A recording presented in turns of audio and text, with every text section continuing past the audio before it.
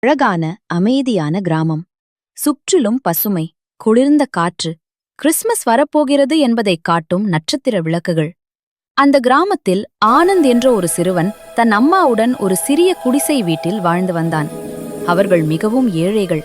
ஆனால் ஆனந்தின் அம்மா அவனுக்கு சொல்லிக் கொடுத்த ஒரு விஷயம் ஒன்று. பணமில்லாதது பெரிய விஷயமில்லை மகனே, மனம் நல்லா இருந்தா போதும். ஆனந்த் சிரித்துக்கொண்டே பள்ளிக்கு கிளம்புவான்.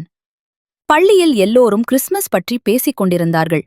இந்த தடவை எனக்கு சாண்டா கிளாஸ் ட்ரெஸ் வாங்கித் தருவாங்க, எனக்கு ரிமோட் கார். அனைவரும் மகிழ்ச்சியாக பேசினார்கள்.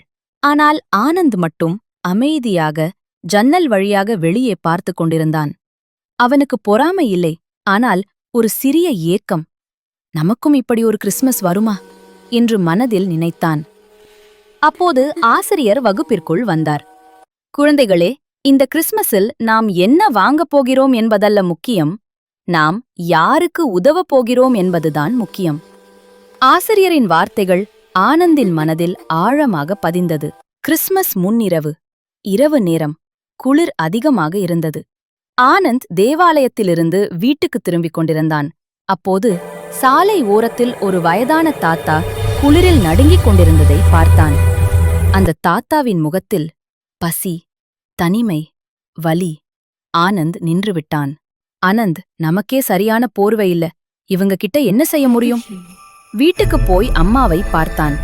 அம்மா, வெளியே ஒரு தாத்தா குளிரில் நடுங்கிறார். அம்மா எதுவும் சொல்லவில்லை. அவள் வீட்டிலிருந்த ஒரே ஒரு பழைய போர்வையை ஆனந்தின் கையில் கொடுத்தாள். அம்மா, கொடுப்பதில்தான் மகனே, கடவுள் இருப்பார். ஆனந்த் ஓடிச் சென்று அந்த தாத்தாவுக்கு போர்வையை போர்த்தினான். தாத்தாவின் கண்களில் கண்ணீர். தாத்தா, மகனே, இந்த குளிரை விட உன் அன்புதான் என்னை அதிகமா சூடாக்குது. ஆனந்த் சிரித்தான். அவன் மனம் முழுக்க ஒரு அமைதி. அடுத்த நாள் காலை ஆனந்தின் வீட்டின் முன் பல பேர் வந்திருந்தார்கள்.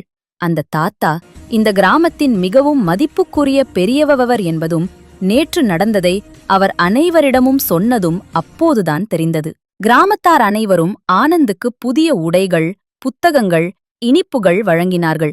ஆனந்த் சந்தோஷமாக இருந்தான். ஆனால் அதைவிட ஆனந்த் அம்மாவை பார்த்து, அம்மா, நான் எதுவும் எதிர்பார்க்காம கொடுத்ததுதான் எனக்கு இவ்வளவு சந்தோஷம் கொடுத்திருக்கு. அம்மா அவனை கட்டிப்பிடித்தாள். அன்றுதான் ஆனந்த் புரிந்து கொண்டான். கிறிஸ்மஸ் என்பது பரிசுகளை வாங்குவதல்ல, அன்பை பகிர்வதே உண்மையான கிறிஸ்மஸ்.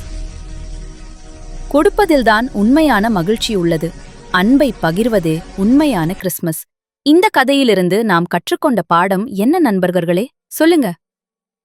கொடுப்பதில்தான் உண்மையான மகிழ்ச்சி உள்ளது, அன்பை பகிர்வதே உண்மையான கிறிஸ்மஸ். இந்த கதை பிடிச்சிருந்தா ஒரு லைக் பண்ணுங்க. இது போன்ற இன்ட்ரெஸ்டிங் ஸ்டோரி வேணும்னா டீன்ஸி மினாராவை சப்ஸ்கிரைப் பண்ண மறக்காதீங்க. மீண்டும் சந்திப்போம். பை பை குட்டீஸ்.